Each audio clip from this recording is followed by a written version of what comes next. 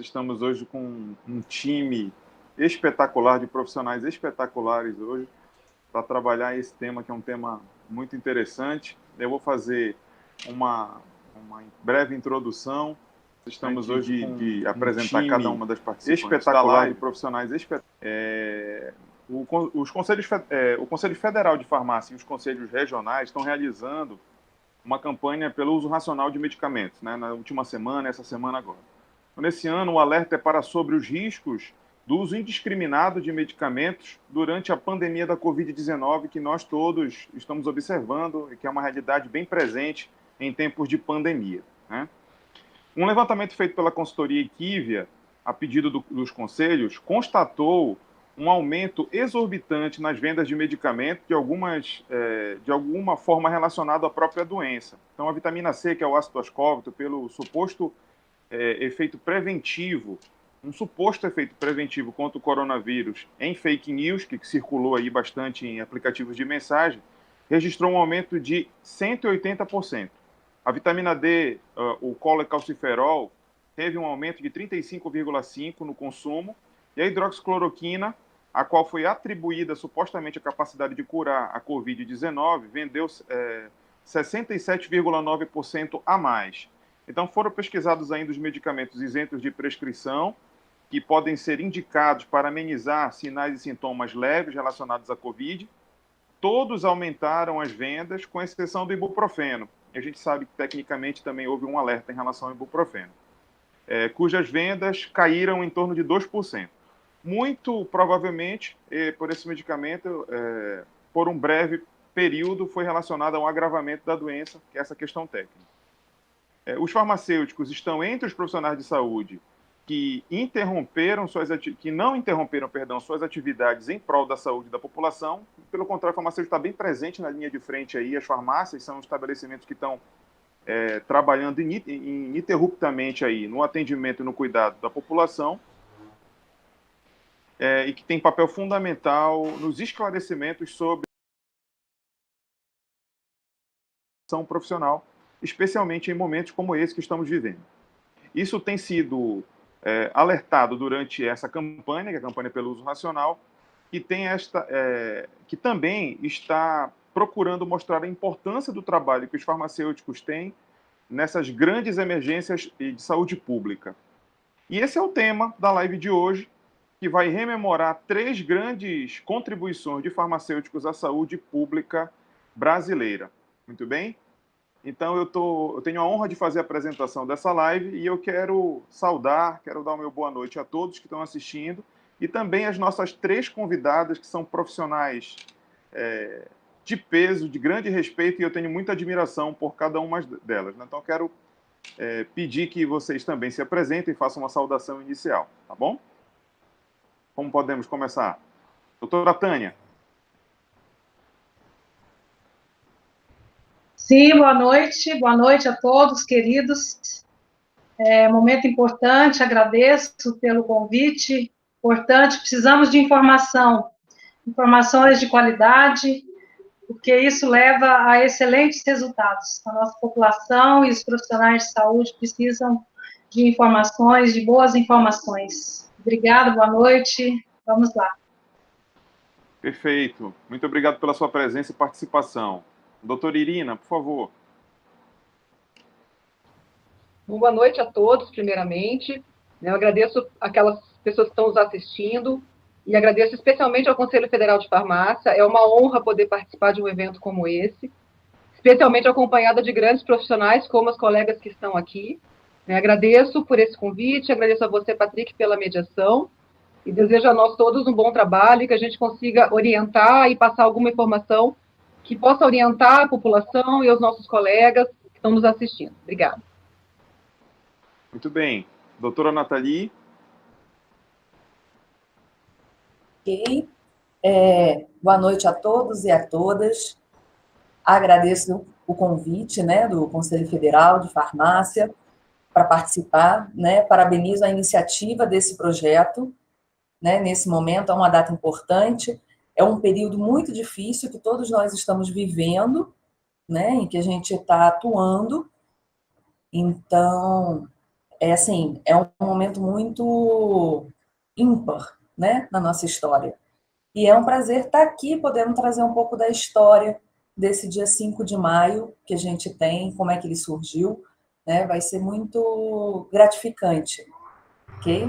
Agradeço a participação de todos que estão, né, com a gente, agradeço a colaboração e é um prazer estar aqui com vocês, com essa equipe aqui na nossa live. Muito bem, então vamos começar o momento das falas, né? E eu quero iniciar justamente com a doutora Nathalie Devulf, que é professora da Universidade Federal de Goiás e uma das fundadoras da campanha do uso racional de medicamentos há 21 anos. Inclusive, eu tenho a honra de participar aqui com você, é minha contemporânea de movimento estudantil, né, Nathalie? Vivemos muitas lutas juntos, inclusive participando dessa campanha do uso racional de medicamentos. Então, pouca gente sabe, mas o Dia Nacional pelo Uso Racional de Medicamentos se institucionalizou a partir de uma iniciativa do Movimento Estudantil de Farmácia, o MEF. E hoje nós vamos contar um pouco dessa história. Professora Nathalie, eu tenho a honra, repito, de ouvir você falando dessa história e para nós vai ser um prazer conhecer um pouquinho dessa história relacionada à campanha do uso racional de medicamentos. Fique à vontade, tá? Okay. Gente, eu vou comentar e até vocês... Meu microfone está aberto, né? Sim. Quiserem fazer algum comentário, né? Porque, assim, quando o Patrick coloca 21 anos de campanha, né, atrás, quando a gente estava no movimento estudantil, né, eu vou tentar, toda vez que eu falar de alguma sigla, porque no MEF, né, no Movimento Estudantil de Farmácia, a gente tem várias siglas, eu vou tentar falar porque talvez não seja, né, de conhecimento de todo mundo, né? Mas isso começou 21 anos, então a gente está lá em 98, né?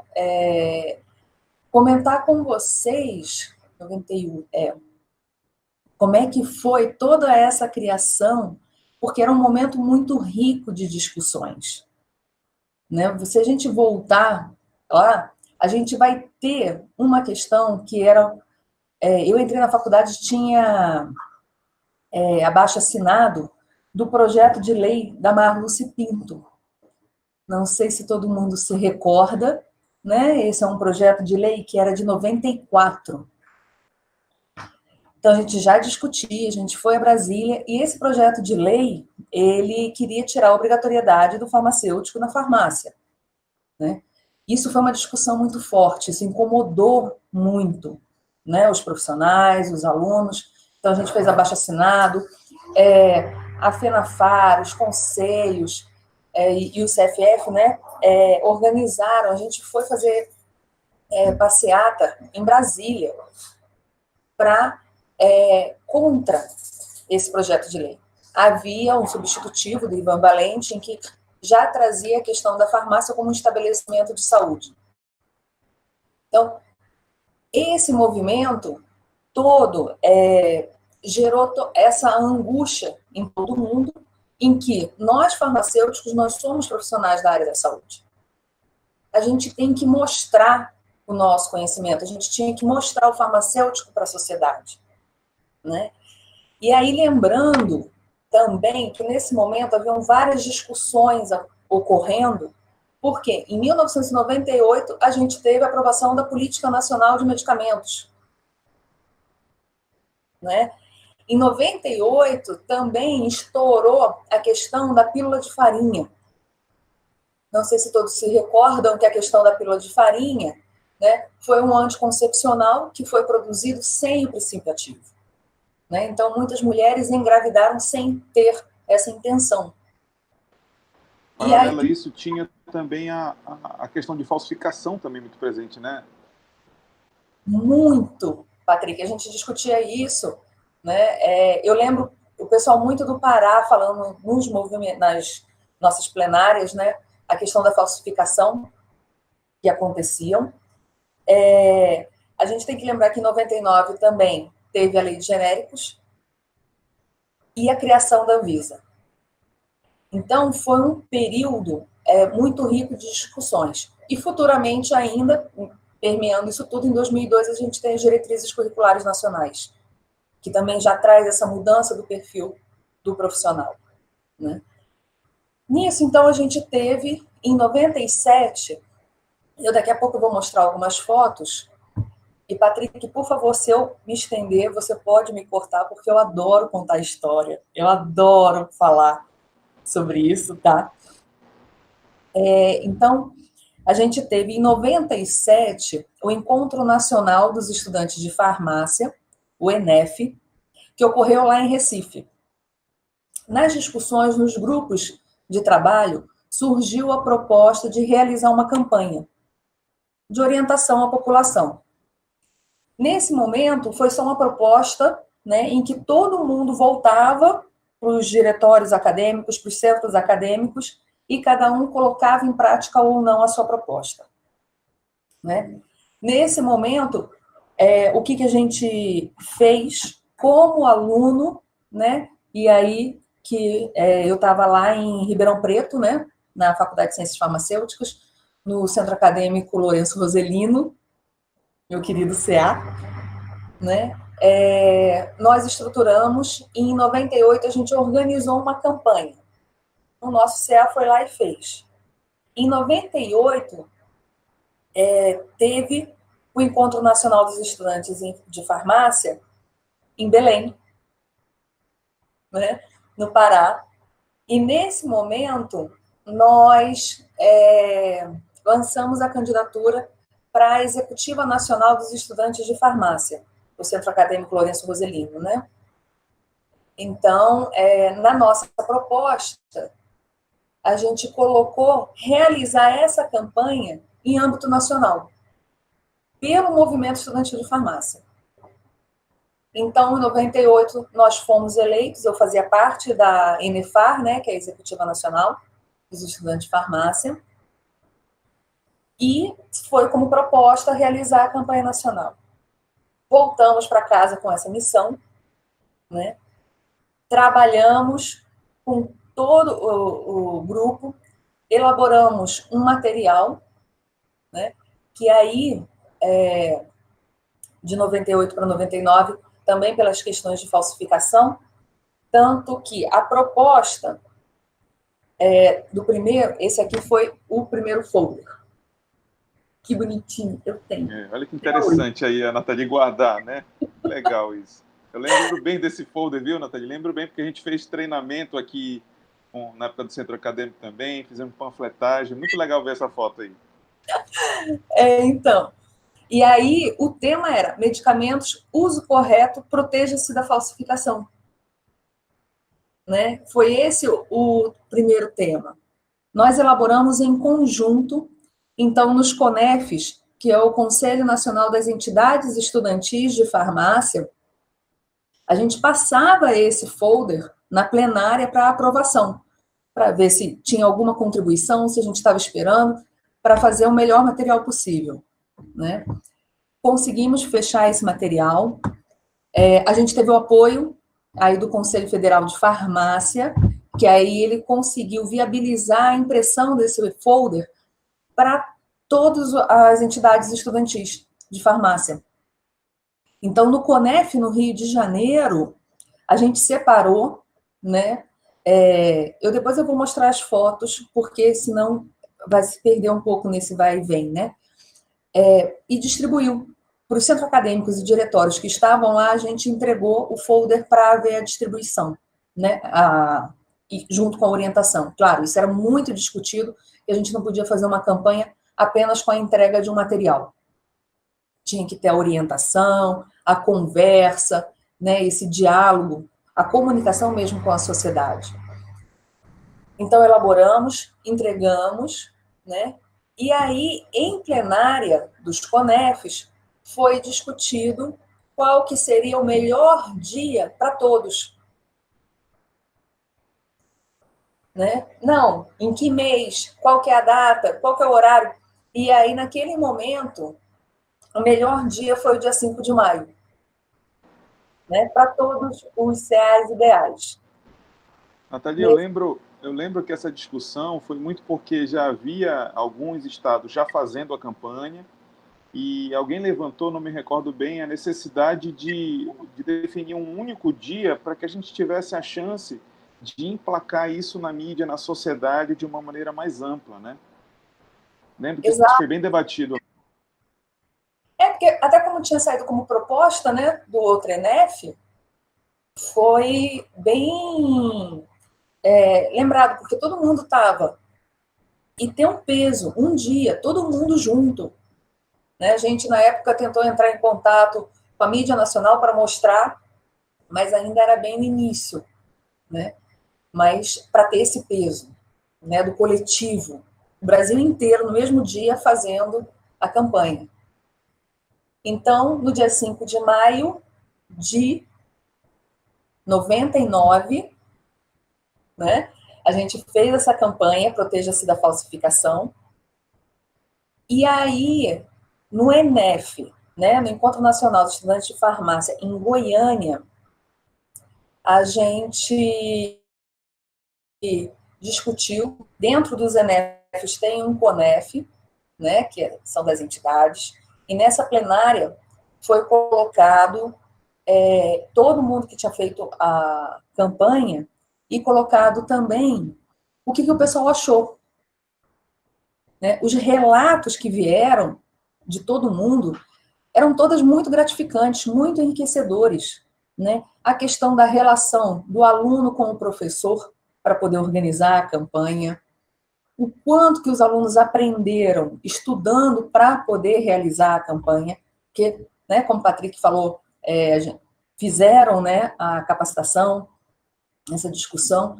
Né? É importante que quando os alunos façam essas campanhas, tenham sempre uma capacitação antes, então eles aprenderam muito tendo esse contato com a sociedade, né?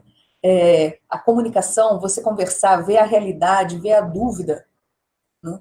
Então, é muito interessante porque hoje, como docente, tanta coisa que a gente discute dessa importância do protagonismo estudantil, da extensão universitária, né? Isso tudo. Eu vou interromper você um pouco, Nathalie, porque eu estou viajando no tempo com você contando essa história. Eu era estudante de farmácia, acadêmica de farmácia nessa época, e estou aqui torcendo para que alguns colegas que eram mais envolvidos com o movimento estudantil do que eu e que estiveram diretamente envolvidos com esse movimento aqui no Paraná, estejam nos acompanhando e estejam viajando do mesmo jeito que eu estou. Eu me lembro muito bem desse dia, me lembro desse folder, me lembro assim, da abordagem, dos treinamentos, né, das conversas com os professores, das conversas nas unidades de saúde. Eu estou viajando no tempo com a história que você está contando, é muito legal. E eu estou me lembrando também, Nathalie, do ENEF de Goiânia, hein? No ENEF de Goiânia em 99, que a gente chegou a fazer uma campanha no ENEF, a gente fez o... Sim. Lembra disso, né? Independente do 5 de maio, a gente aproveitou o ENEF e fomos às ruas também, estava lá presente, e lá, inclusive, que a gente apresentou a candidatura da Regional Norte, da Executiva Nacional Estudante de Farmácia. Olha aí, a viagem é muito legal, né, professor? Medicamentos, uso racional de antimicrobianos, nossa, os genéricos, eu me lembro muito bem disso. Olha, foi uma época muito legal. É quase uma coisa saudosista, né? Mas foi muito legal. Muito bom mesmo, Nathalie, excelente. Está nos levando a caminhar aí por quantos anos, né? Quantos avanços, quantas lutas, né? Nós tivemos. A minha turma, a gente lutou muito pela questão do reconhecimento e a questão dos biomédicos, eu tive muito naquela luta. Então, assim, a nossa profissão é muito marcada, né? Por muitas lutas. Nós lutamos sempre, né? Pela nossa projeção, pela melhoria, né, das informações e principalmente pelo reconhecimento, né, nosso no mercado. Muito bom. Vamos lá. Gente, fico feliz, né, de despertar, né, esse sentimento, porque eu acho que, inclusive, é um sentimento importante que seja resgatado nesse momento em que a gente está vivendo, de luta mesmo, né, do cuidado, a luta pelo cuidado, né, o conhecimento, porque para a gente ir realizar essas campanhas, a gente estudava muito, né, e falava que era importante ter um embasamento científico para a gente poder ir, né? E aí, o que né? Aí, uma observação particular, que eu acho muito interessante, é que, na época, eu, em Ribeirão Preto, né, organizei o ENEF aqui na UFG, e que hoje eu sou docente, e que na época eu não imaginava. Para mim é uma alegria muito grande. Gosto muito daqui, sou muito feliz como professora, né? E ter essa história lá atrás como estudante, né? E foi um grande marco, porque foi nesse ENEF, né, então, que a gente discutiu, a gente viu o quanto que foi rico para os alunos essa campanha. Então, a gente definiu, né, a partir disso, então, em 99, que anualmente seria realizado a campanha nacional pelo uso racional de medicamentos, uso correto, né? Na época, a gente tinha dado um outro nome, ele veio mudando com o tempo. Ele seria anualmente realizado pelo MEF, pelo Movimento Estudantil de Farmácia, né? Nathalie, Sim. deixa eu te fazer uma pergunta. Eu tenho um roteiro de algumas perguntas aqui, que é um briefing para a gente, mas que muitas delas você já respondeu, a gente já está contemplado. Mas deixa eu te perguntar uma coisa que eu acho que tu já falaste da tua experiência pessoal aí na UFG, é interessante, mas lá atrás, naquele momento que foi uma proposta do movimento estudantil de realização da campanha, você imaginava, será que essa campanha ganharia um peso e um destaque tão importante dentro da profissão farmacêutica, anualmente já marcado, não apenas para estudantes, mas para profissionais? E imaginava também que, mesmo com todo esse destaque, com toda essa importância, falar de uso racional de medicamentos, isso ainda é um grande desafio para a gente, especialmente se a gente correlacionar com essa realidade de uso abusivo de medicamentos sem comprovação científica na Covid-19. Esse não é um contrassenso, um paradoxo? Tu imaginava isso tudinho agora em 2020? Nunca, nunca, Patrick, né? A gente, naquele momento, era com aquele fervor de todas aquelas informações, né? Se a gente for pensar, isso eu sempre discuto muito, se a gente, há 20 anos, 21 anos 22 de Política Nacional de Medicamentos, de criação da Anvisa, é tudo muito recente, né? Naquele momento a gente queria fazer algo, mas a gente não tinha noção, né? Tanto que é uma história que eu tenho muito orgulho de contar, né? Porque foi protagonizado pelos estudantes de farmácia, né?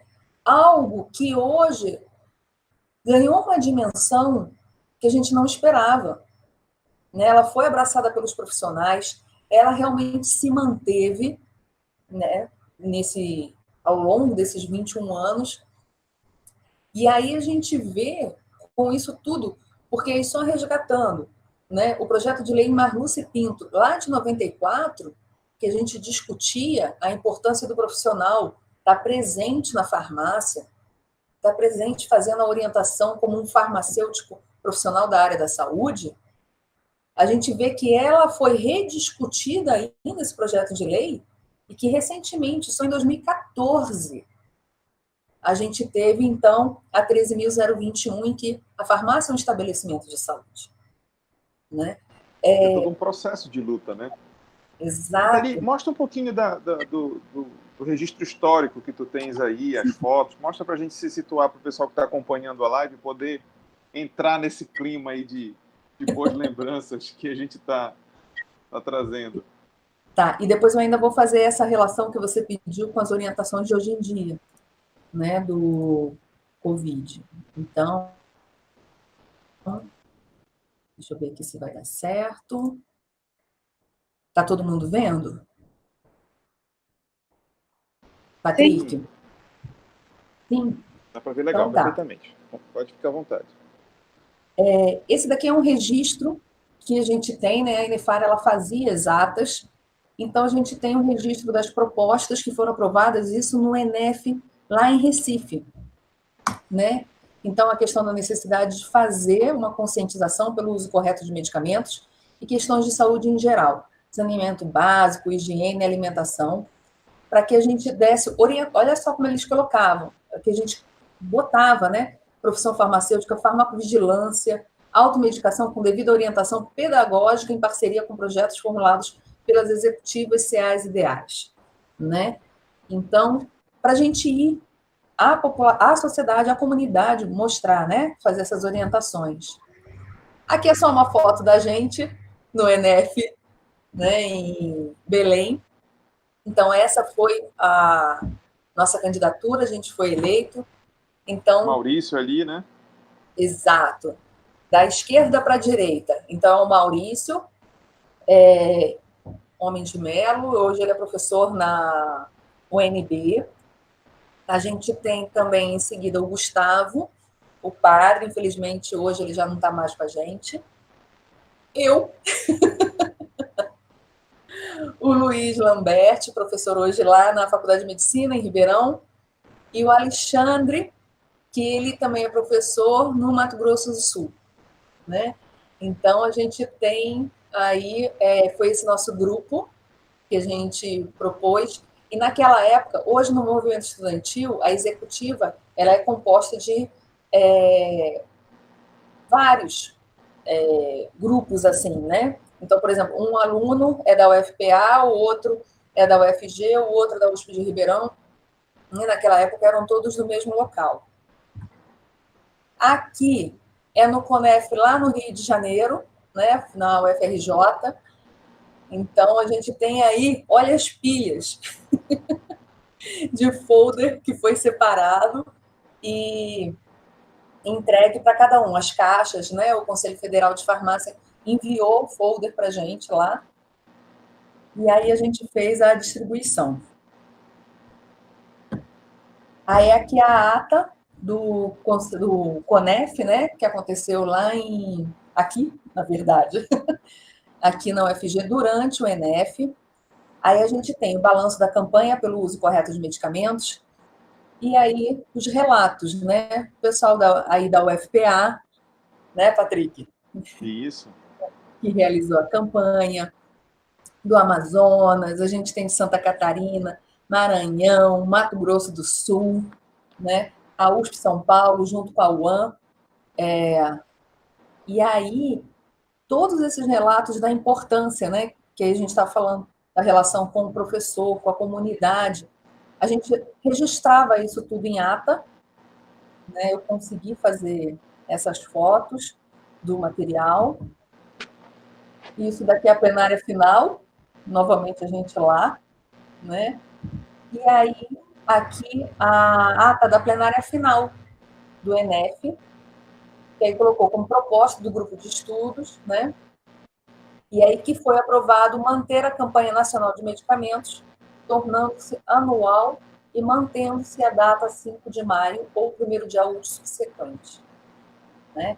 Essas são só algumas imagens que separei. Elas, inclusive, foram utilizadas. Vou fechar aqui, porque já... Nathalie, essa bem apresentação, e tu bem contextualizaste toda essa questão das lutas todas, né?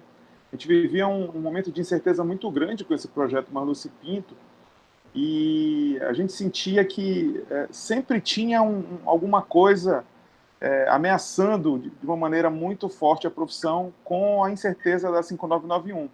E aí, tudo dando certo lá em 2014, com a aprovação da 13021, o Conselho Federal de Farmácia liderando o processo, unificando toda a categoria, a sociedade, em torno da necessidade que a gente tinha de garantir que a farmácia precisava da assistência de um farmacêutico durante toda a área de funcionamento, pelo bem comum, né?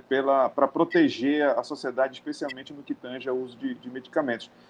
Nesse contexto, para finalizar e direcionar um pouco, aquela pergunta que eu te fiz com relação à importância desse uso racional no contexto desse uso abusivo, indiscriminado de medicamentos na Covid-19. Como é que tu enxergas e percebe isso?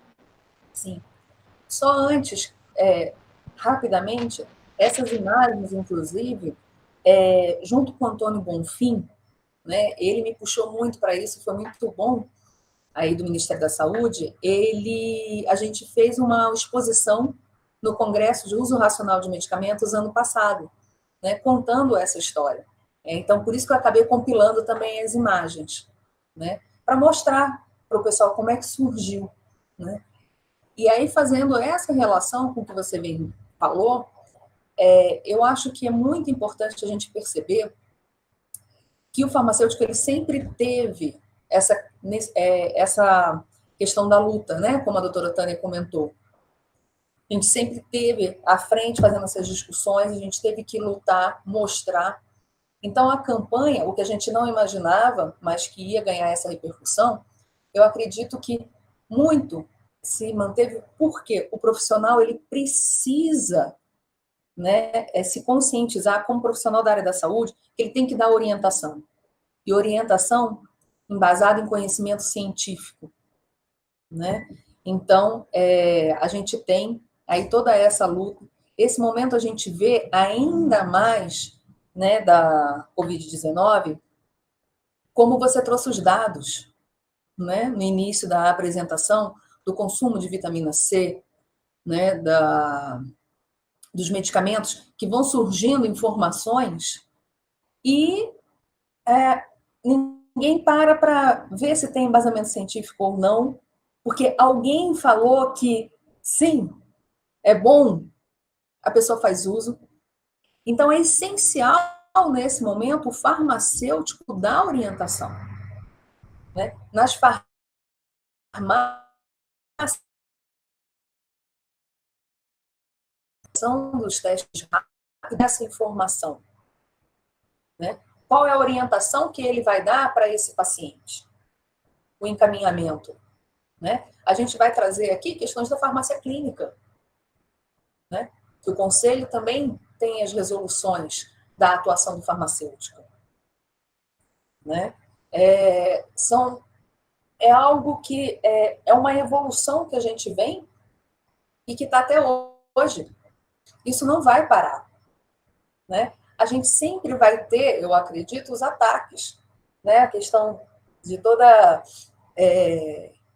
todo esse problema de qual que é o nosso reconhecimento, qual que é o nosso papel, venda de medicamento que não em supermercado, né? Porque a dispensação, ela requer toda a orientação do profissional.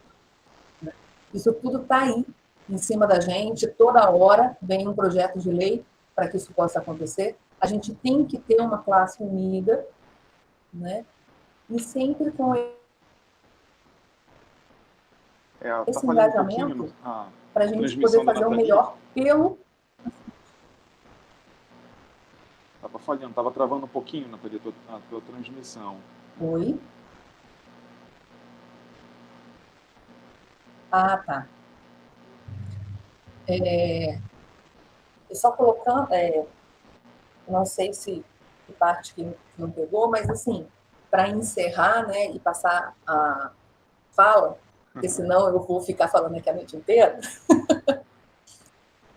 a importância da gente perceber o profissional, né, como profissional da área da saúde que precisa ter essas informações, tem que lutar por isso, e que, qual que é o nosso foco? É o paciente. Então, que a gente tem que ter essa consciência de que a gente vai ter que buscar conhecimento, ver o que está acontecendo nessa realidade e orientar o nosso paciente, né? Porque ele é o nosso foco, é a qualidade de vida dele. Perfeito. Ainda que tenhamos avançado muito, ainda que tenha dado muito certo esse exemplo da campanha do uso racional de medicamentos, o contexto da Covid-19 mostra para a gente que a gente precisa se reinventar, que a gente precisa trabalhar novas estratégias, e a gente tem expectativa que os estudantes dessa geração tragam a sua contribuição no sentido da gente transformar a sociedade quanto à visão medicalizada que a gente tem hoje, que a gente enxerga com muita tristeza em alguns momentos, observando a realidade de consumo abusivo de medicamentos na Covid-19, né, Nathalie? Sim. Não, com certeza. A gente vê que não é estático, né? Como você falou, a Covid vem e várias questões que a gente fala, por exemplo, de automedicação, né? Não, a automedicação não é um tema vencido. de forma alguma. A gente tem que estar o tempo todo, né, alerta, atento e sempre se atualizando. Eu acho que a educação aí permanente, nossa, não necessariamente apenas por especializações, né? A gente está vendo nesse momento de urgência como tem várias formas de atualização que a gente tem que ir, e nesse momento está sendo tudo muito rápido. Isso mesmo. Nathalie, muito obrigado por fazer a gente relembrar, né? E já iniciar o nosso debate, iniciar um pouco da conversa que a gente tem na live hoje. Foi muito legal logo essa introdução, você trazendo para a gente um pouco dessa memória, e eu quero aproveitar também, te agradecer, fica aí, a gente vai continuar a conversa, o debate numa boa, tá?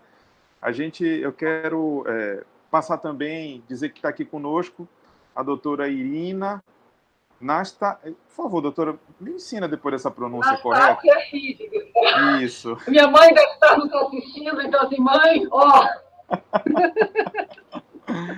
Muito bem, ela é diretora técnica do Laboratório Central do Estado do Paraná, LACEN Paraná, e uma das responsáveis pelo desenvolvimento da tecnologia multiplex pioneira no país, que possibilitou a ampliação dos exames e principalmente o diagnóstico do Zika vírus, antes feito apenas pela Fiocruz. Então, demonstra aí a participação frente a uma epidemia importante, frente a uma luta importante para a sociedade, né? Então, boa noite, doutora Irina, seja bem-vinda, fique à vontade para fazer as suas considerações e falar um pouco para a gente dessa que foi uma das frentes importantes onde o farmacêutico participou ajudando a sociedade. Sim, eu vou tomar um gancho aqui da Nathalie, porque eu também gosto de contar história.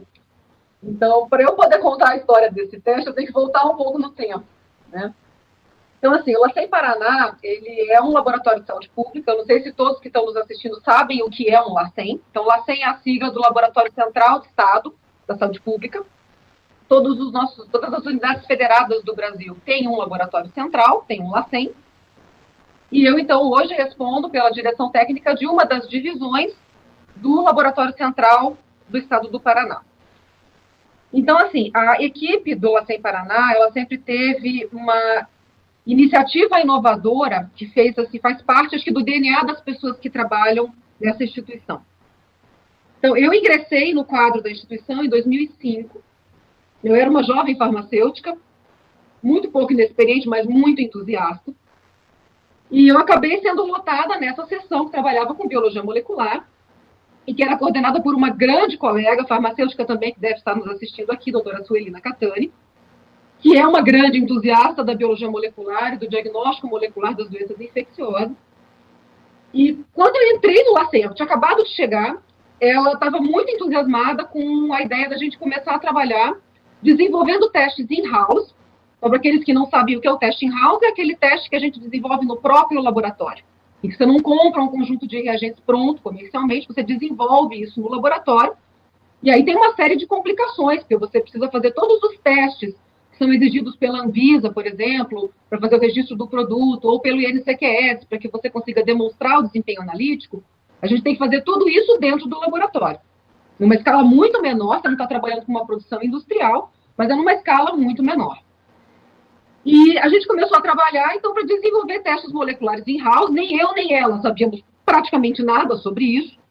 E nós fomos com a cara e com a coragem, compramos os reagentes e os equipamentos. Naquela época era assim, um sonho de consumo. Ter uma máquina dessa no laboratório era assim, quase ter um foguete para voar daqui para Marte. E nós passamos, então, quase um ano trabalhando no desenvolvimento de um teste que hoje a gente acha que seria um teste muito simples, que seria um teste para quantificação da carga viral de vírus da hepatite B. Então, surgiu o problema, porque a gente está no Paraná, é uma área endêmica para esse vírus, e a gente tinha uma demanda reprimida na Secretaria de Saúde, e a gente sentia no direito, no dever, de dar resposta para a população. Trabalhamos durante quase um ano, conseguimos fazer a validação, o teste funcionava lindamente, e a gente começou a fazer essa mesma iniciativa e replicar isso para outros vírus. Então, depois veio hepatite C, depois veio citomegalovírus, vários vírus da família herpes que são importantes para os pacientes transplantados. E aí nós chegamos em 2009. E aí, não sei se todo mundo se lembra, em 2009 nós passamos por uma outra pandemia, que foi assim, um divisor de águas na minha carreira, que foi a introdução e circulação do vírus influenza A, H1N1, a gripe suína, que, curiosamente, para nós, também tem uma data muito decisiva em maio, mas foi no dia 1º de maio de 2009, em que a gente teve uma reunião convocada pela Secretaria de Saúde, e a gente estava monitorando a circulação desse vírus, ele já estava circulando, né, na Argentina, causando morte, já estava no Paraguai, mas, assim, a gente não sabia se esse vírus estava aqui ou se não estava. Então, a gente foi convocado para uma reunião, no dia 1º de maio, para saber se o LACEN podia fazer alguma coisa, o que a gente podia dar de resposta. E eu e a Sueli, muito prontamente, dissemos, nós vamos implantar o teste aqui. Ninguém no Brasil estava fazendo isso, só os laboratórios de referência, que são 3 para esse agravo no Brasil, que é o laboratório da Fiocruz, no Rio de Janeiro, o Instituto Adolfo Lutz, em São Paulo, e o Instituto Evandro Chagas, que fica aí em Belém. E nós nos metemos a fazer isso. Então, assim, nós vamos fazer, entramos no site lá do CDC, vimos que o protocolo estava publicado, a gente já tinha o instrumental no laboratório, que hoje a gente olha para trás e acha que aquilo era uma coisa rudimentar, mas se não fosse aquilo, a gente não teria começado a fazer. Disparamos a compra dos equipamentos, isso foi em maio. Em julho, nós começamos a fazer o teste. E foi o primeiro LACEN do país que começou a fazer o teste molecular para influenza. E graças a ele, a gente conseguiu identificar muito precocemente a circulação desse vírus aqui no Paraná. E aí, por dedução, se ele já está no Paraná, ele já estava em Santa Catarina e também já estava no Rio Grande do Sul. E aquilo para nós foi um divisor de águas. A gente trabalhou, sei lá, acho que foram umas 30 mil amostras em um ano. No ano de 2009, 2010, a gente fez quase 30 mil testes moleculares, o que naquela época era uma verdadeira insanidade. Enfim, a gente se aprimorou no desenvolvimento dos testes in-house. Essa introdução, né, do teste do H1N1 acabou ensejando outras perguntas de saúde pública, especialmente para aqueles pacientes que eram negativos. Então, quer dizer, o paciente se apresenta com uma síndrome gripal ou com uma síndrome respiratória aguda grave, ele não tem influenza H1N1, então que raios ele tem? E tentando responder essa pergunta, o grupo começou a trabalhar no desenvolvimento de um teste mais robusto, que é baseado nessa tecnologia que a gente chama de multiplex. Então, o que é um teste multiplex? É um teste molecular em que a gente pesquisa o material genético de um patógeno numa amostra biológica, no nosso caso, humana, e quando você multiplexa, você faz várias pesquisas de vários vírus ao mesmo tempo, no mesmo tubo de reação. Isso tem uma série de vantagens, entre elas uma vantagem econômica, porque você economiza reagentes, e fazer um teste molecular é uma coisa cara, custa caro. Você economiza tempo, porque você consegue processar muito mais amostras ao mesmo tempo. E você ganha em qualidade de informação, porque você consegue ampliar o número de patógenos que você testa ao mesmo tempo. Muito bem, a gente passou mais de 2 anos desenvolvendo esse painel, até que a gente chegou, então as coisas foram evoluindo, até que a gente chegou no ano de 2015. A equipe não trabalhava com arboviroses, era uma equipe focada em viroses respiratórias, e se anunciava que a gente teria uma grande circulação, uma grande epidemia de dengue, que poderia acontecer a qualquer momento. Então, como não sei se todo mundo sabe, mas dengue é uma doença, é uma arbovirose, é uma doença transmitida por um artrópode, ele tem um vetor, né, no caso um mosquito, e ela é uma doença que faz ciclos periódicos na saúde pública. Então, quem mora em estado que é sempre afetado pela dengue, você sempre vai ter dengue acontecendo no verão, normalmente, para nós, né? Dezembro, janeiro, fevereiro. Mas você tem grandes epidemias acontecendo a cada 2, 3 anos. Tá? Essa é a sazonalidade, mais ou menos. Então, a gente sabia que estava para acontecer a qualquer momento uma epidemia muito grande.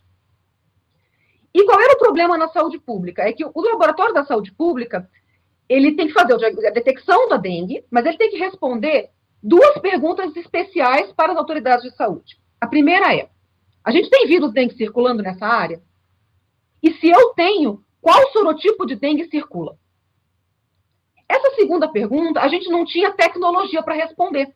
Porque a gente, quer dizer, não é que não tinha, mas trabalhava com uma outra técnica que chamava-se cultura celular. Quem já trabalhou com cultura celular sabe que trabalhar com cultura é que nem fazer jardinagem. É cuidar de uma planta muito chata de crescer. Depende da mão de quem cuida, depende do sol, depende da umidade, depende se a planta gosta de você ou não, porque às vezes você bota a mão e ela morre. Enfim, é que nem fazer jardinagem. E a gente tinha capacidade, naquele momento, de fazer a sorotipagem, quer dizer, determinar qual era o sorotipo circulante, para mais ou menos 40 amostras mês. O que não é nada. Se você falar de uma epidemia de dengue, a gente está falando de milhões de pessoas afetadas. 40 exames por mês é nada.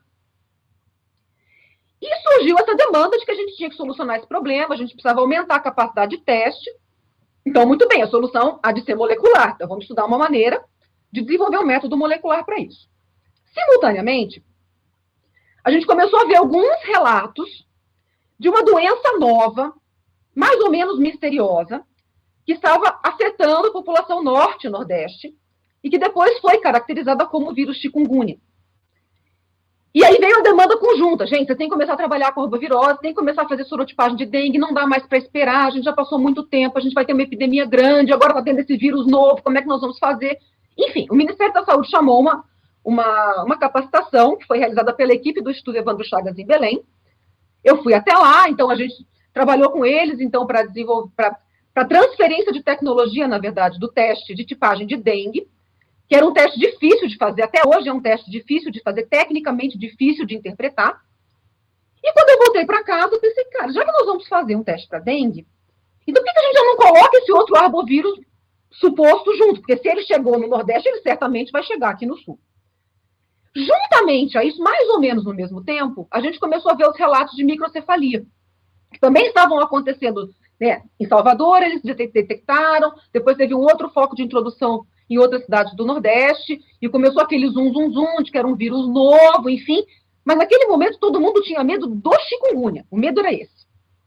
E aí, numa discussão com a equipe técnica do laboratório, a gente resolveu, então, que ia ser muito inovador e muito louco, e ia tentar fazer as três coisas ao mesmo tempo. Então, a gente ia fazer dengue, a gente ia sorotipar dengue tudo junto, e, ao mesmo tempo, a gente ia pesquisar Zika e chikungunya. Trabalhamos feito loucos, isso foi em julho de 2015, trabalhamos feito loucos até janeiro de 2016. Em janeiro de 2016, quando a gente começou a ver as anunciações de que realmente a gente ia ter uma epidemia de dengue muito grande, nós liberamos o teste, conseguimos finalizar os testes de validação mínimos para que a gente pudesse operar e colocamos esse teste para rodar. Então, foi o primeiro laboratório de saúde pública do Brasil que trabalhou com uma plataforma desse tipo, trabalhando de uma maneira inédita com a pesquisa simultânea desses três vírus com a subtipagem de dengue. E eu brinco que é um teste que foi um sucesso de público, porque ele bombou, ele foi parar em todas as mídias, todo mundo falou disso, parou em todos os jornais, nós somos cumprimentados por Deus de todo mundo. E assim, nós fizemos naquele ano mais ou menos 35 mil testes, o que era uma coisa insana. Para quem trabalha com biologia molecular vai saber o que eu estou falando, é uma coisa insana. Eu achei que nunca mais na minha vida eu fosse passar por uma situação como aquela. 2016 se resolveu, tivemos de fato uma grande epidemia, tivemos a introdução do sorotipo 2, que não circulava há muito tempo no Brasil, e depois disso aconteceu um silêncio sepulcral. 2017 a gente não teve dengue, nada. 2018, nada. 2019, aquele bochicho de novo de que vamos ter de novo uma grande epidemia que estamos vivendo nesse momento. Então, hoje, como a gente já está falando, o assunto do momento é o coronavírus, né, é a Covid, mas a gente, aqui no Brasil, Paraná não é o epicentro, mas a gente aqui também pega uma rabeira, vamos dizer, né, da epidemia, a gente vive duas epidemias simultâneas, né, a Covid-19, que é uma pandemia que afeta o mundo inteiro, e a dengue, que é uma doença endêmica do Brasil, a gente tem uma endemia de dengue na nossa região norte e noroeste do estado do Paraná, especialmente fronteira com Mato Grosso, com São Paulo. Então, só este ano nós já fizemos mais de 30 mil testes de dengue, até aqui. Segurando tudo que nós podemos segurar para focar esforços para a Covid-19. Então, assim, a história que eu tenho para contar é uma história mais de bastidores, né? Eu sou uma farmacêutica que não trabalha no atendimento direto ao paciente, eu não tenho contato normalmente com o paciente, mas eu trabalho numa frente... Isso não diminui a importância de maneira nenhuma, né? Exato. Essa história é importante que seja contada justamente para que as pessoas consigam perceber que, além daqueles profissionais que estão na linha de frente da assistência, existe um trabalho importantíssimo, fundamental, de pesquisa, ou daqueles que trabalham em laboratório, ou desenvolvendo novas tecnologias para mudar essa realidade. Né? É por isso que eu faço questão de contar essa história, porque a população, o paciente que está sendo atendido, a minha intenção como profissional é que esse paciente nem saiba que eu existo. Se eu fizer o meu trabalho direito, ele certamente não vai saber que eu existo. Se ele precisar, se ele demandar para o laboratório de saúde pública, é porque o laboratório de saúde pública falhou. Então, no momento, assim, a gente agora está se vendo no epicentro dessa história do Covid, como um laboratório de saúde pública. Então, todo mundo que trabalha nessa área sabe que hoje em dia é impossível você fazer qualquer tipo de vigilância ou ter qualquer olhar epidemiológico para as doenças infecciosas se você não tiver um apoio laboratorial robusto. E dentro do laboratório nós temos quem? Os farmacêuticos trabalhando. Então, eu sou farmacêutica com muito orgulho, eu defendo a classe o quanto eu posso, e eu acho que, assim, o farmacêutico ele tem um olhar holístico para o paciente. Né? Diferentemente de outras categorias que eu não menosprezo de maneira nenhuma, mas que tem uma formação voltada exclusivamente para o laboratório, o farmacêutico tem uma formação mais ampla. Então, ele consegue enxergar o paciente na sua totalidade. Consegue enxergar o paciente no âmbito hospitalar, consegue olhar esse paciente no âmbito ambulatorial, consegue olhar esse paciente como um cidadão, consegue olhar este paciente como alguém que está na sociedade, como um ser inserido em sociedade.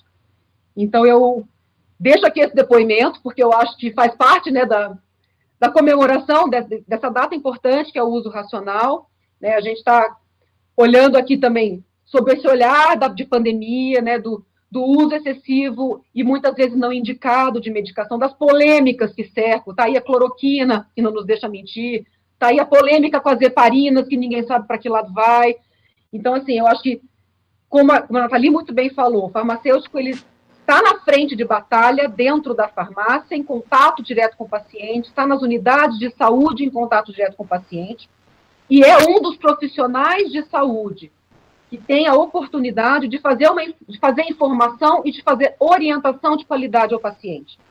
Então, ao invés de dar ouvidos ao chá de camomila, ao chá de erva doce, à reza, não sei das quantas, ouça o profissional de saúde. O profissional de saúde está ao dispor da população. Tanto aqueles que estão na linha de frente, quanto aqueles que atuam no bastidor, como é o meu caso, por exemplo. Então, essa é a história que eu tenho para contar para vocês. Então, é mais um âmbito de atuação do farmacêutico no enfrentamento das grandes epidemias, mas é um olhar de bastidor. É o anjo da guarda da saúde pública. O laboratório de saúde pública ele é o anjo da guarda da epidemiologia. Eu vejo desse jeito. É muito legal. Irina, na verdade, a vigilância sanitária também não teria como viver se não fosse o laboratório, né? Exatamente. O laboratório ele tem... É o que nos sustenta, é o que nos dá base, é o que nos apoia, né? É o grande apoio da vigilância sanitária.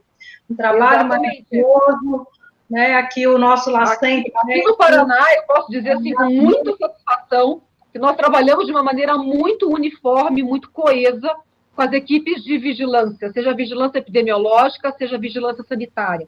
Porque dos dois lados existe essa visão de que eu, laboratório de saúde pública, não consigo fazer o meu trabalho se eu não tiver uma parceria com a vigilância. E a vigilância consegue entender que não consegue fazer o seu trabalho se não tiver o apoio do laboratório.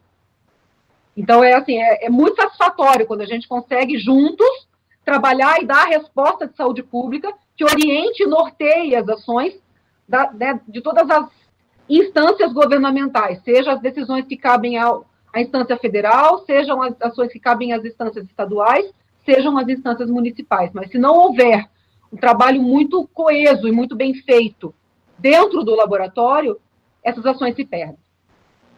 Muito bem, muito legal a gente ouvir um relato como esse. Sem dúvida, o trabalho que foi desenvolvido por vocês no LACEN do Paraná, pelos farmacêuticos aí do estado, foi fundamental para avanços na área relacionada a essas arboviroses, Zika vírus, dengue, que é uma dor de cabeça que a gente tem ainda endêmica, como já foi muito bem dito, paralela à questão da pandemia. Exato. A gente tem outras frentes importantes, então isso mostra realmente que o farmacêutico, além da linha de frente, digamos assim, né, do contato direto, ele também participa em outras etapas que são importantíssimas. Exato. Eu só vou fazer aqui um adendo, dizer assim, eu estou aqui representando uma equipe, eu estou contando uma história que não é uma história só minha.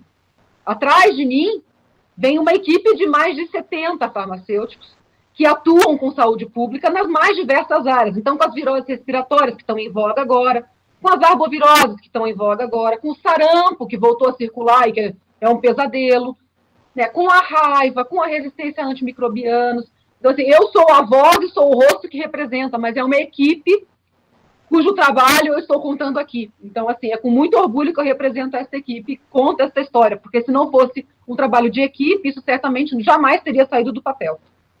É muito legal porque a gente sabe que tem farmacêuticos aí atuando nesses laboratórios centrais em todo o país, ou nos laboratórios de referência, como já foi citado Cruz, Evandro Chagas e tudo mais. Em todos eles.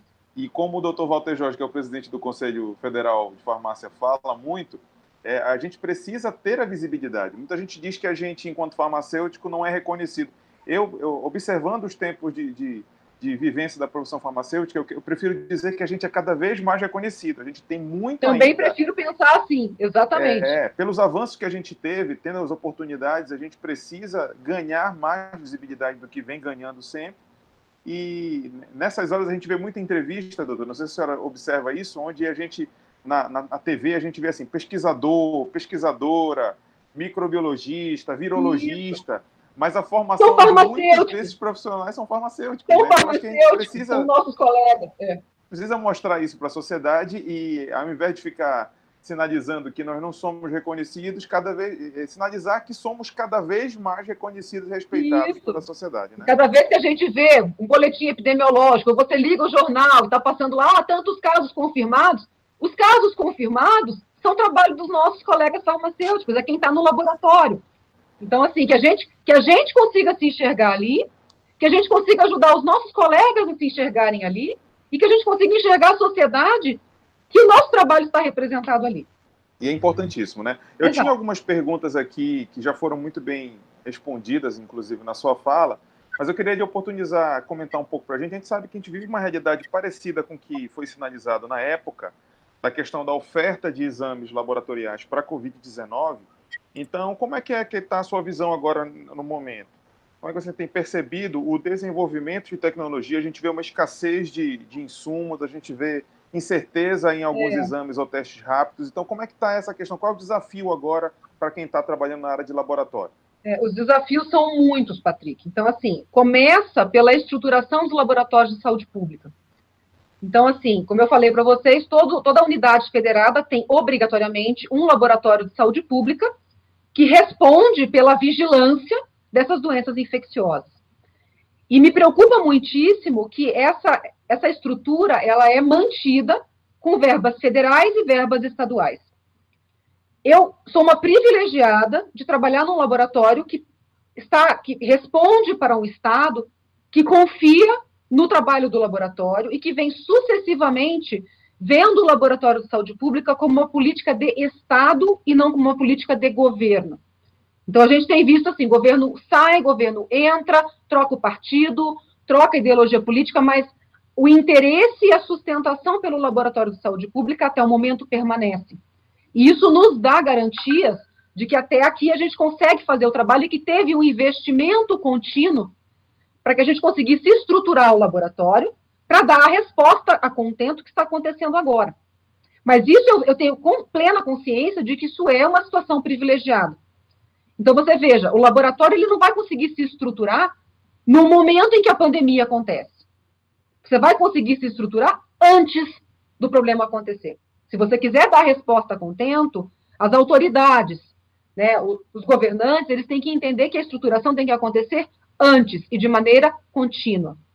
Então, assim, a gente hoje no Brasil enfrenta, de maneira geral, para a saúde pública, para a saúde privada, um problema muito sério na área laboratorial, que é o desabastecimento de insumos.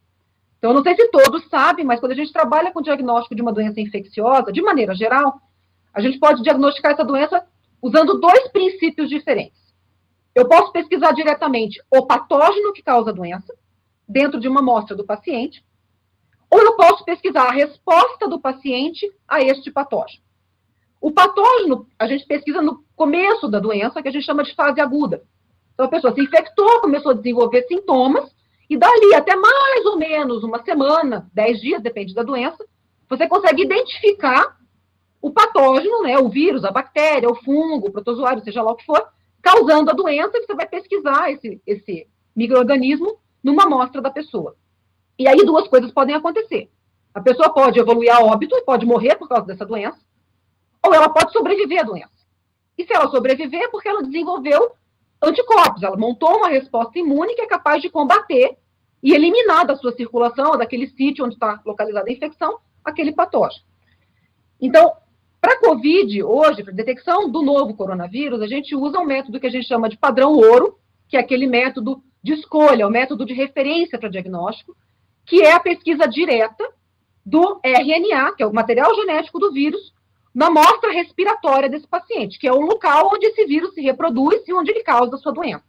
Seja no trato respiratório superior, seja no trato respiratório inferior. Qual é o problema hoje? É que a gente não tem, ninguém conhece no mundo, não somos nós, né? No mundo é uma doença nova. Ninguém tem grandes conhecimentos acerca desse vírus. Existem muitas perguntas que ainda estão sem resposta. E uma delas é como é que se dá a imunidade, a resposta imunológica, o desenvolvimento da resposta imune a essa doença. A gente ainda não tem disponível no Brasil um teste robusto para pesquisa de anticorpos. E o que os testes rápidos se prestam a fazer, de uma maneira que a gente considera muito frágil e muito desconhecida, vamos dizer, é a pesquisa desses anticorpos no soro do paciente. Então, o que eu vejo é assim, a gente está com um desabastecimento para os insumos, para os testes moleculares, isso de maneira geral, não é no LACEN do Paraná, é para todos, no Brasil inteiro, públicos e privados. E a gente tem a introdução, então, desses testes rápidos, cujo desempenho analítico a gente, na grande maioria, desconhece.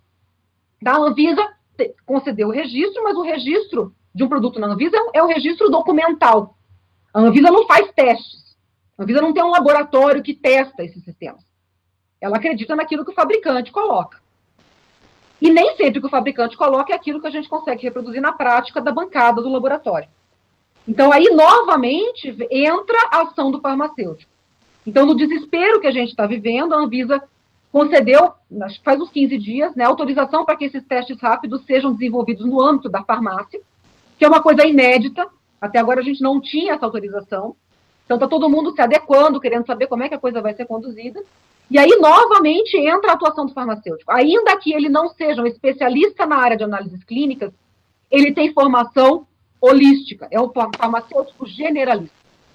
Ele vai saber o que dizer para a população, ele vai saber orientar aquele paciente, é ele quem vai saber interpretar aquele resultado e dar o encaminhamento que ele julgar adequado. Se aquele paciente tem que ser encaminhado para um serviço médico, se esse exame tem que ser notificado às autoridades de saúde, se ele deve orientar esse paciente a ficar em isolamento social, se ele deve orientar esse paciente para as medidas de higiene e de etiqueta respiratória. Então, está aí novamente, né, a atuação do farmacêutico. Então, acho que esse é o cenário que eu enxergo, de onde eu estou, esse é o cenário que eu enxergo para o diagnóstico molecular do coronavírus hoje.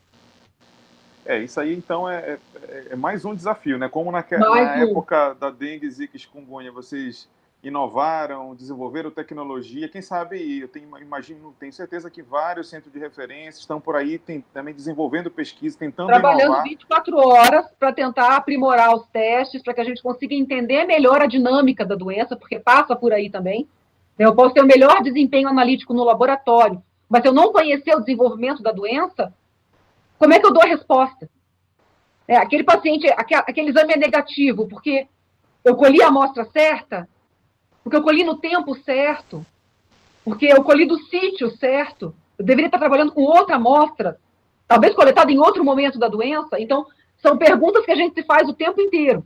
Então, eu tenho certeza que tem colegas aqui que estão assistindo, que estão se identificando com essa fala, porque é um questionamento que os laboratórios estão recebendo diuturnamente. O resultado é negativo, mas o paciente tem clínica, ele tem tudo que me diz que é Covid. É Covid ou não é Covid? E a gente fica naquela saia justa, né? O exame me diz o que eu tenho no laboratório, diz que não é. Mas eu tenho lacunas que não são só minhas, elas são angústias que são compartilhadas por todos os profissionais que estão na linha de frente, no Brasil e em outros lugares. É uma dúvida geral, é internacional, né? Então... É isso aí. Então, para você que entrou na live agora, ou então para você que está ligando a televisão agora, como diria por aí, né? A gente está na live falando do trabalho do farmacêutico em grandes emergências e suas contribuições para a saúde pública. A gente teve a fala da doutora Irina, brilhante. Então, seu trabalho desenvolvido aí na dengue, zika e chikungunya já representaram um desafio que foi enfrentado e trouxemos avanços aí com o trabalho realizado pela equipe da doutora Irina lá no Paraná. Imagina, 33 anos atrás, um acidente radioativo, né, doutora Tânia? Imagina, há 33 anos atrás, um acidente radioativo. A doutora Tânia estava lá e aceitou o convite para estar conosco, estar aqui com a gente, para contar um pouco como foi esse episódio e mais, como os farmacêuticos foram importantes nessa história do acidente radioativo. Então, eu quero chamar a fala agora a doutora Tânia da Silva Vaz, que está com a gente aqui e vai falar um pouquinho sobre essa experiência relacionada ao acidente radioativo. Doutora Tânia, está me ouvindo? Sim, estamos aqui. Seja muito bem-vinda, boa noite, tá? Faça a sua... Conte para a gente um pouco dessa história aí. Então, vamos voltar um pouco, né, bastante no tempo, e rememorar, então, aquele acidente, aquela situação de emergência também em saúde pública. Doutora Tânia, me permita lhe interromper, eu não fiz a sua apresentação formal, então deixa eu apresentar, né, para relembrar um pouco de uma das estratégias mais marcantes da saúde pública no Brasil, o acidente do César 137 em Goiânia. A doutora Tânia da Silva Vaz, a farmacêutica bioquímica da Superintendência de Atenção à Saúde, a Secretaria de Estado de Saúde do Estado de Goiás, que há cerca de 33 anos fazia parte da equipe de vigilância sanitária de Goiânia na ocasião desse episódio. Então, doutora, por favor, perdão, eu não ter feito a apresentação formal. Tá certo, obrigada. Então, como eu dizia, para falarmos, então, aí do acidente do César e contextualizar a questão do farmacêutico, né, nesse contexto, dizer que nós vamos falar bastante aí sobre a questão da vigilância sanitária, dos farmacêuticos que atuam no âmbito da vigilância sanitária. Naquela época, a vigilância sanitária estava praticamente sendo estruturada aqui no Estado, né? A partir de 1984, houve uma reestruturação de uma superintendência de vigilância sanitária, e a partir daquele momento nós vínhamos nos estruturando. Nós éramos aproximadamente 20 farmacêuticos, né, na vigilância sanitária, atuando nessa área, né, dentro do Sistema Único de Saúde, né, um braço do nosso Sistema Único de Saúde, e nós trabalhávamos ali como inspetores de vigilância sanitária, atuando nas fiscalizações, né, em toda o escopo da área de medicamentos, né, toda a linha de produção, de distribuição, de comercialização de medicamentos, mas também dentro da prestação de serviços. Nós também atuávamos naquela época dentro dessa área. E dentro dessa área de serviço de saúde, as inspeções realizadas nas clínicas, entre elas, vou citar mais para frente, na clínica desativada, né, onde a peça foi subtraída e veio acontecer todo o acidente. Então, ressaltar aqui a importância dessa questão do farmacêutico, né, dentro da vigilância sanitária, atuando em várias frentes, da importância, né, de estar nessa atuação do farmacêutico. Então, como que foi que isso aconteceu? Né? Nós estávamos trabalhando na vigilância, normalmente, mas, em 1987, em setembro de 1987, 2 catadores de material reciclável viram um local que estava praticamente um local de demolição, onde situava a clínica. Então, na época, houve uma demolição porque seriam construído um outro edifício naquele lugar, inclusive do próprio Estado, que é o nosso centro de convenções hoje. A clínica foi desativada, foi instalada em outro endereço, mas eles abandonaram, dentro dessa estrutura, uma sala trancada com um equipamento de radioterapia. E esses catadores, certamente, andando por aquele lugar, se depararam com aquela sala e resolveram entrar.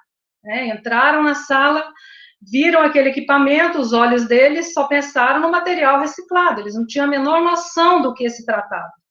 E não foi tão difícil para 2 pessoas terem acesso àquele espaço, né? Então, na verdade, uma negligência, né, com o equipamento, com aquele potencial de risco, está deixado ali por já havia algum tempo que aquilo estava abandonado ali. Então, eles entraram, subtraíram esse equipamento, levaram lá para a área de reciclagem, desmontaram o equipamento e venderam as peças para um ferro velho.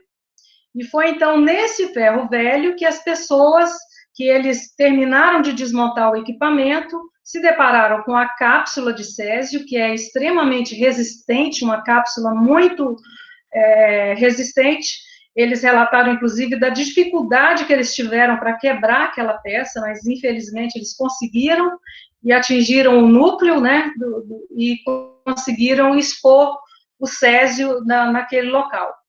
E quando eles abriram e viram, já era assim, já estava meio escuro, e eles viram aquele pó azul, né, lindo, chamou a atenção de todo mundo, todos correram para ver, chamaram pessoas, e aquele pedaço de pedra ele foi distribuído ali pelas pessoas, que levaram para suas casas, chamaram outras pessoas para ver. Então, ali naquele momento, eles não tinham a menor noção daquele risco do que estava acontecendo. A partir dali, já no dia seguinte, alguns dias, as pessoas começaram a se sentir muito mal. E a esposa do dono do ferro velho observou que quem estava sentindo mal daquela forma, e as queimaduras nas mãos em alguns lugares, ela resolveu procurar ajuda, né? Onde é que ela poderia, quem poderia ajudar naquela situação? Ela relatou que por muitos dias procurou também saber onde que ela podia levar. Por telefone, telefonou em várias áreas do governo, ninguém sabia, até que descobriram alguém iluminado, né, disse a ela que levasse para a vigilância sanitária. E eles colocaram aquelas peças de metal dentro de um saco de pano, e ela foi de ônibus, né, pela cidade, andando, carregando aquilo, numa dificuldade até chegar na vigilância sanitária. E ela disse que parava em alguns locais na rua, depositava aquilo ali na rua e ia de novo andando até chegar lá. E chegando na vigilância foi da mesma forma, as pessoas que estavam ali não tinham noção do perigo daquilo, colocaram em cima da mesa de um colega, chamaram, apagaram a luz e chamaram os colegas para verem aquilo que estava, né, sendo colocado ali. Até que uma colega farmacêutica nossa também, a Fátima Cristina Gonçalves, grávida de 8 meses naquela ocasião, foi chamada, e quando ela chegou na porta, que ela olhou aquilo, ela foi a primeira pessoa que falou, gente, isso é um elemento químico radioativo, só eles podem emitir essa luz e essa radiação. E a partir dali, então, gerou todo um pânico, né, as pessoas já saíram apavoradas, as autoridades foram comunicadas, né, o prédio foi isolado, as pessoas todas mandadas para casa, os funcionários todos foram dispensados, e aí foi aquela loucura, né? E eu estava, na época, lá também, no prédio nesse dia, eu não entrei para ver a peça, mas estava trabalhando naquele local, e também tive a oportunidade de fazer inspeção naquela clínica enquanto ela existia, e também depois, quando ela nova. Nós tínhamos poucas informações naquela época, a parte da vigilância sanitária também, com relação às questões de radiologia e radiológica, eram muito frágeis também. Nós fazíamos uma inspeção muito simples, não existia, no Brasil não era regulamentado, né, essa questão da questão de radioativo desses equipamentos e desses elementos químicos, desses produtos. Então, por que eu estou dizendo isso? É porque logo depois do acidente, eles começaram a procurar os responsáveis, né? Então, enquanto uma parte da saúde pública trabalhava desesperadamente para ver o que fazer com aquelas pessoas expostas, contaminadas, né, a CENEM foi logo acionada, mais de 100 profissionais da CENEM vieram para cá, e vieram, inclusive, profissionais também da Ucrânia, que tiveram no ano anterior, em 1986, o primeiro grande acidente radioativo, né? Nós somos o segundo maior acidente radioativo também da história. E por que eu estou dizendo isso? Porque na procura pelos culpados de por que aconteceu aquilo, nós da Vigilância Sanitária fomos acionados. Eu fui acionada junto com mais 2 colegas farmacêuticas para fazer depoimento na Polícia Civil e na Polícia Federal. Eles estavam procurando, querendo saber por que nós, então, se agimos de alguma forma com omissão com aquilo, mas na verdade não foi, porque a responsabilidade, né, na verdade, era dos responsáveis técnicos por aquela clínica, né, que abandonaram aquilo naquele lugar. Né, e eles tiveram lá o julgamento e tudo. E a partir disso, foi uma situação horrível, né, muito difícil, não se conhecia, não tínhamos muitos protocolos para estar atendendo esses pacientes, e disso tudo resultou em 4 mortes, né, tristes, uma criança de 6 anos, uma menina, Leide das Neves, que se tornou, né, na verdade, um ícone de representação dessa grande tragédia, e 259 pessoas contaminadas, né, pessoas que sofreram e sofrem, algumas ainda vivas, ainda sofrem com as consequências, né, do trauma, muitas queimaduras e vários tipos de doenças também que se instalaram e são ainda acompanhados. Então, nós, farmacêuticos, que estávamos no prédio naquele dia, fomos, claro, incluídos no rol de vítimas do acidente, né? Então, além de todas as vítimas, todas as pessoas que trabalharam naquele episódio, de várias áreas profissionais, além dos profissionais de saúde, os engenheiros, os físicos, as pessoas do meio ambiente que cuidaram depois de estar retirando todos os locais onde havia contaminação radioativa, né, com as medições que eram feitas, tudo aquilo foi arrancado, para vocês terem uma ideia, hoje no depósito tem cerca de 6.000 toneladas de rejeitos do césio, né, que foi retirado em várias partes da cidade. 7 áreas da cidade foram muito afetadas, né, naquele momento, e a partir daí, esses pacientes, né, na verdade, todos fomos classificados como vítimas. O Estado, desde o início, né, arcou com todo cuidado com essas pessoas, foi criada uma superintendência para tratamento e monitoramento, né, dessas vítimas do Césio 137. Eu vou falar do meu caso, existem 3 níveis, né, nível 1, 2 e 3 de classificação dessas vítimas, eu faço parte do grupo 3, eu não fui contaminada, eu fui irradiada, né, como muitas pessoas, e de ano em ano nós fazemos uma consulta lá, nós somos monitorados, temos todo um protocolo para seguir, né, e temos a previdência também de saúde, né, à nossa disposição, e através daquela superintendência as pessoas são monitoradas e tratadas. Falar um pouco também sobre a dificuldade, justamente pela falta de conhecimento, né? Foi uma coisa tão inédita que lugar nenhum do mundo, né, tinha protocolos e um direcionamento de o que fazer com aquelas pessoas.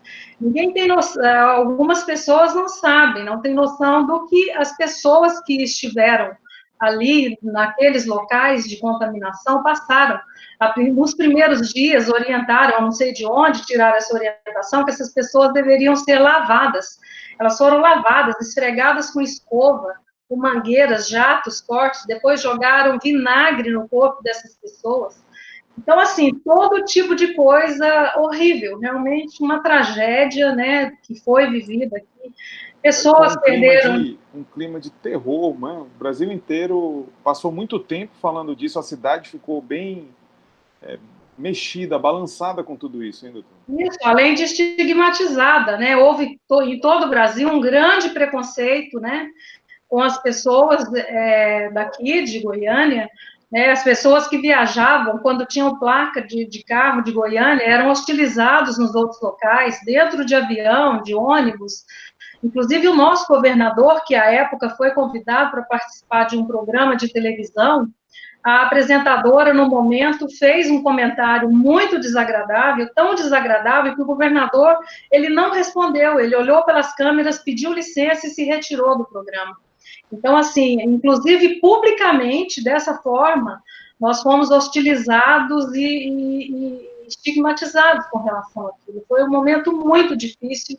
Agora, vocês imaginam a situação psicológica, não só as questões físicas, né, emocionais, a questão psicológica de todos que viviam aqui naquela época. Então, foi uma situação muito difícil de viver, né, é uma questão que fica na história, marcada na história, não só dos goianienses, mas também de todo o Brasil, né.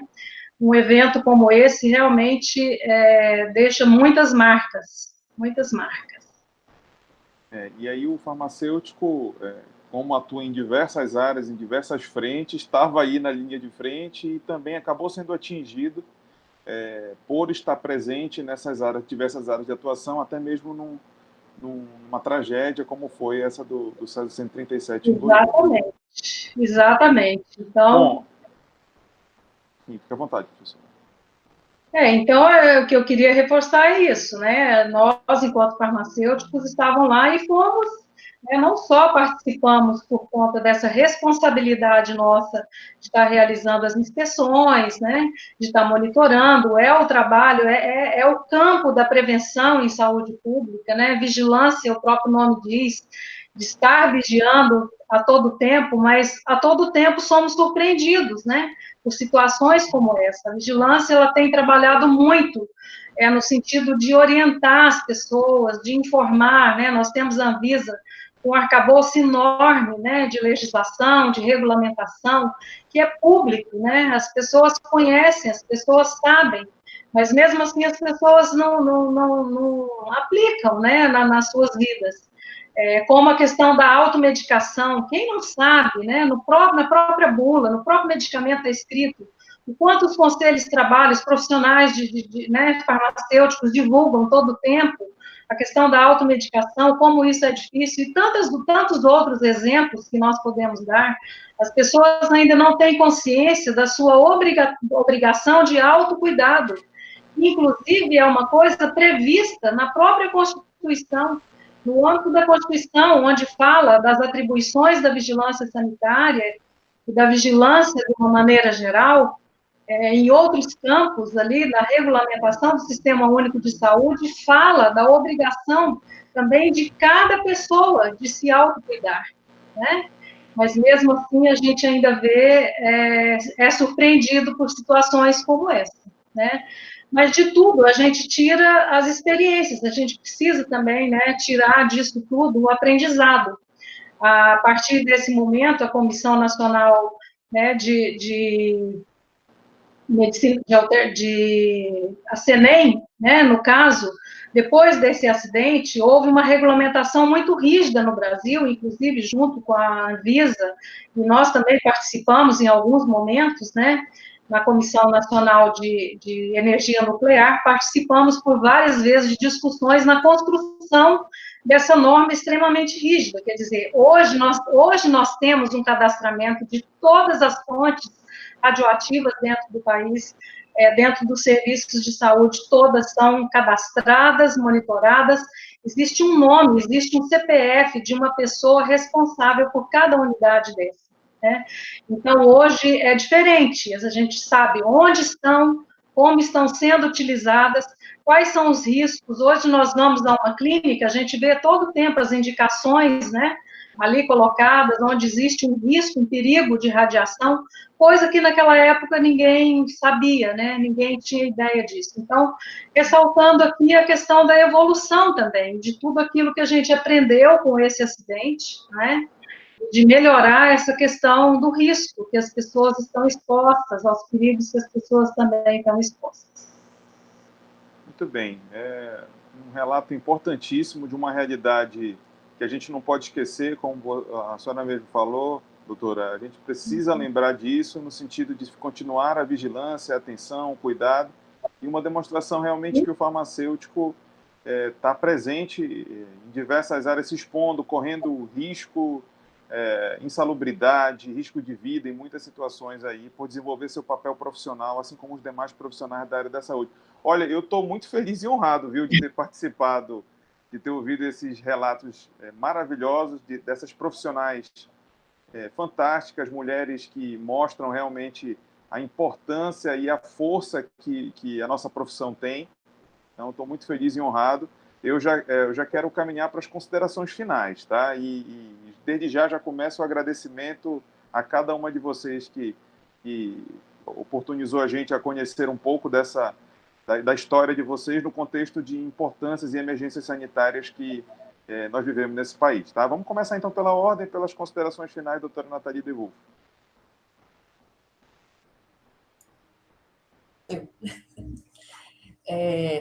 Primeiramente, quero agradecer imensamente pela participação.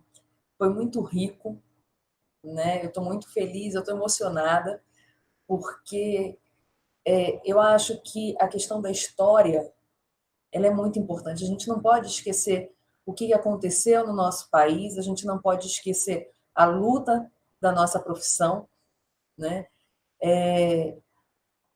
Ver como que as coisas realmente se desenvolvem, todas essas dificuldades de quando surgem, que a gente não tem informação, né? A questão do Césio foi, a gente lembra passando no jornal, né? Porque na época eu não morava aqui em Goiânia, eu ainda morava no Rio, né? Então, ver isso tudo é muito difícil. Eu acho que assim, a gente tem que reviver, a gente tem que trazer, né? Foi um relato lindo, né? A questão da atuação do profissional está à frente, né? Como a gente tem responsabilidades e como a gente tem riscos, né? Eu acho que isso, se a gente falar em biossegurança também, que não tinha conhecimento, né? A exposição que teve, né? Dentro do laboratório, né? Eu acho que foi... Também eu gostei muito do relato da doutora Irina. Eu acho que quando ela fala da visão holística, a formação generalista, isso é algo tão rico da nossa profissão, né? E, às vezes, nós mesmos não enxergamos isso, né? Eu falo que, às vezes, a gente não tem noção, a gente não se empodera da nossa profissão. Quanto que ela tem? Então, por exemplo, eu no cuidado, ali no atendimento, eu tenho que ter conhecimento, sim, da área laboratorial, toda a informação epidemiológica, né? É tudo muito interligado. Então, participar hoje, né, ouvir essas falas, ver, eu fico muito contente, né? Mais uma vez, parabenizo o Conselho Federal de Farmácia, né, por essa iniciativa, né, por trazer esse tema, né, que às vezes as pessoas podem não... a gente está vivendo uma pandemia, mas vai trazer uma fala do Césio, vai trazer uma fala do... né, lá dos testes de Zika, o pessoal tá louco, né? Mas é tudo muito interligado. Então, eu agradeço. Patrick, foi ótimo, né? Saudades, foi assim, né? Tudo que a gente viveu no movimento estudantil, a gente sempre se encontra e fala sobre isso, a importância de ter... Para mim, foi muito importante participar do movimento estudantil de farmácia, né, naquela questão da formação de liderança, de ver as políticas acontecer e tudo mais, né? Então, eu sou muito grata pelo movimento estudantil de farmácia por eu ter participado, né? Então, assim, parabéns pela condução, parabéns pela história de todas, agradeço a todo mundo que esteve aqui com a paciência, né, assistindo a gente até agora, e é isso, parabéns. Muito legal. Muito obrigada. A gente que agradece, Nathalie, a participação, o relato aí, todo esse momento de relembrar, como você bem falou. Vivemos uma epidemia, mas a gente tem que ter momentos de pausa, de reflexão, lembrar e aprender com o que foi vivido em outras épocas, e nem que seja para tomar fôlego e coragem para enfrentar a realidade atual, baseado nas histórias e na força que vocês mostram do que foi vivido aí, né? Então, muito obrigado pela sua participação. Passo a palavra agora à doutora Irina, que vai fazer suas considerações finais, e desde já lhe agradeço pela participação. Bom, eu é que agradeço, Patrick, a você pela mediação, as minhas colegas cujos relatos foram de verdade emocionantes, a Nathalie, que me fez viajar no tempo com esse movimento, né, estudantil, e com a história desse dia de comemoração ao uso racional de medicamentos. A doutora Tânia, que assim, colocou esse relato histórico e comovente, que eu acho assim, ajuda a gente a balizar o que a gente está vivendo hoje. Então, assim, hoje, acho que principalmente as gerações mais novas, farmacêuticos e não farmacêuticos, todos da sociedade, estamos enfrentando um momento bastante difícil e para muitos inédito, né? Que é esse vírus que chegou de uma maneira tão retumbante, colocou todo mundo em isolamento social, ninguém sabe muito bem qual vai ser o desfecho disso, como é que as coisas vão caminhar. E eu acho que olhar para trás, né?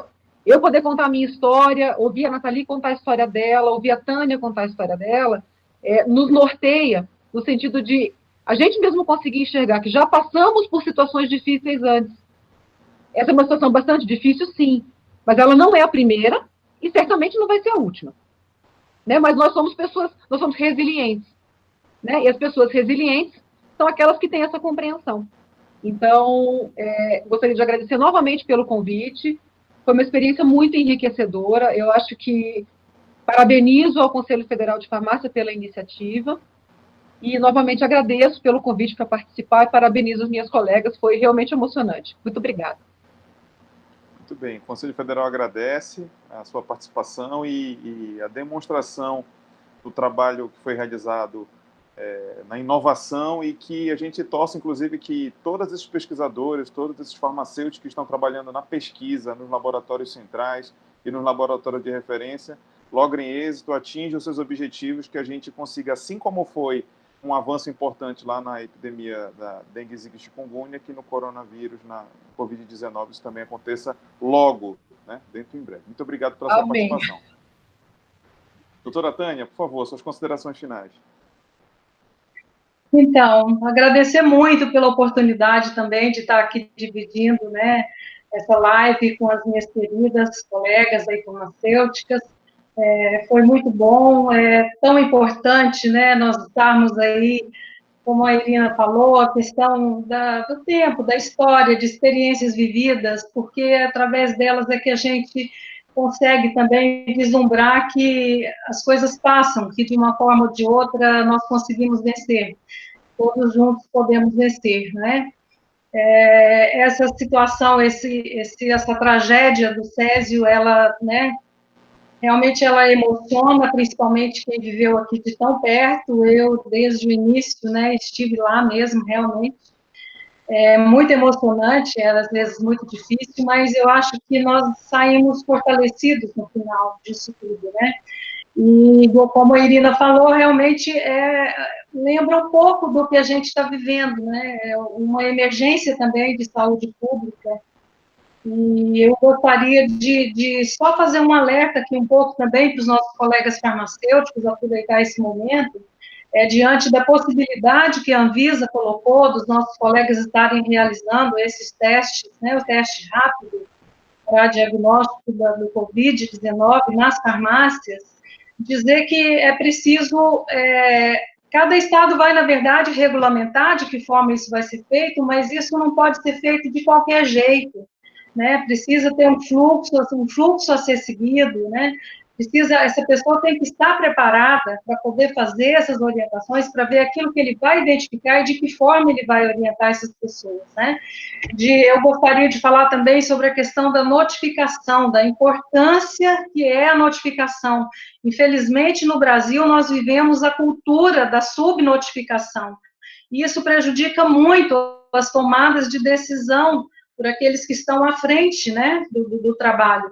Então, o farmacêutico, ele precisa se apropriar muito, né, existe uma norma do Ministério da Saúde, no site vocês conseguem se cadastrar, entrar no eSUS, né, um sistema que foi atualizado, modificado há pouco tempo, novo, é fácil entrar, se cadastrar e fazer as notificações.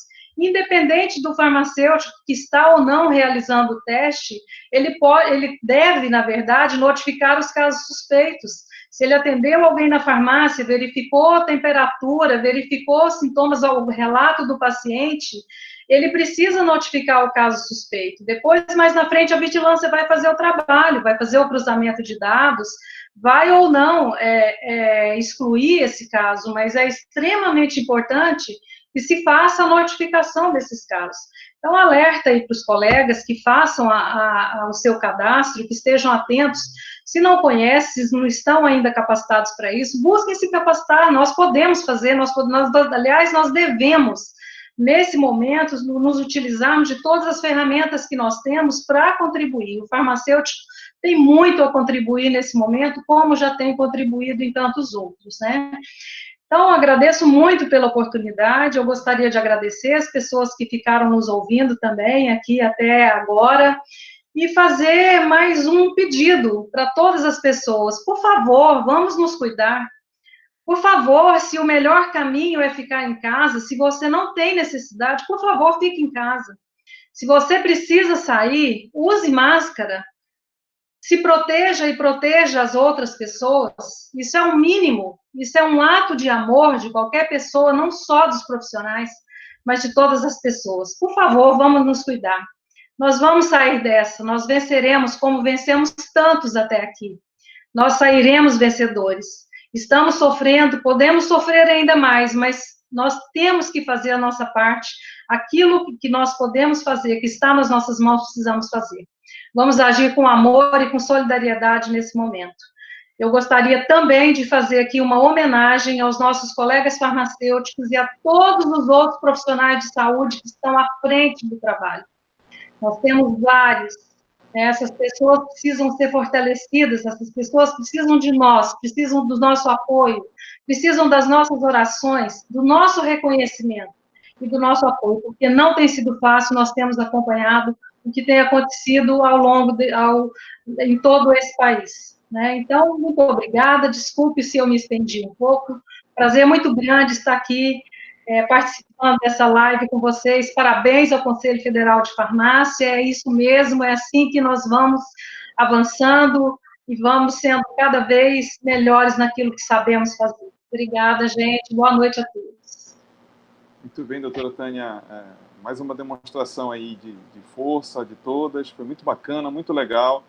Quero também agradecer o convite feito pelo Conselho Federal de Farmácia para mediar esse debate e, em nome do Conselho Federal, reforçar o agradecimento a cada um de vocês, em nome da diretoria do Conselho Federal de Farmácia, Dr. Walter Jorge, doutora Lenira, Erlandson, Dr. Samuel, todo o plenário do Conselho Federal de Farmácia. Quero também agradecer ao Israel, que é da equipe de TI, que ajudou a gente aí no processo, a Isabel, que é jornalista do Conselho Federal de Farmácia e também ajudou bastante a gente, e o Gustavo Pires, que é conselheiro federal e que também faz parte da equipe, do trabalho que está sendo realizado na equipe de comunicação e ajudou bastante. Então, o Conselho Federal de Farmácia agradece mais uma vez a presença de todos. Finalizando os trabalhos dessa live, quer dizer que os farmacêuticos atuam em 10 grandes áreas, com 136 especialidades. A profissão farmacêutica é uma das mais abrangentes da saúde, né? É uma das mais abrangentes e mais acessíveis, né? Na linha de frente. Por isso, os farmacêuticos estão ao lado da população nessa pandemia da Covid-19 e em várias frentes, como já foi dito, que vão muito além da farmácia comunitária. Eles estão nos hospitais, laboratórios, na indústria farmacêutica, na logística, pesquisa de cura, nas vacinas, enfim. E quando tudo isso passar, serão lembrados certamente como uma categoria, como uma área, como profissionais da área da saúde, que fizeram a diferença nessa grande emergência de saúde pública que vivemos hoje. Parabéns a todos os colegas que estão envolvidos nesse enfrentamento, amenizando o sofrimento das pessoas e auxiliando na contenção desse vírus que praticamente parou o planeta, como já foi bem dito aqui. Aguardem, para vocês que estão aí ligados até agora, aguardem no próximo dia 15, nesse mesmo horário, teremos um novo tema a ser discutido numa próxima live do Conselho Federal de Farmácia. Um grande abraço a cada um de vocês, mais uma vez obrigado pela atenção, obrigado pela participação de cada um de vocês também, e até a próxima, tá bom? Um grande abraço.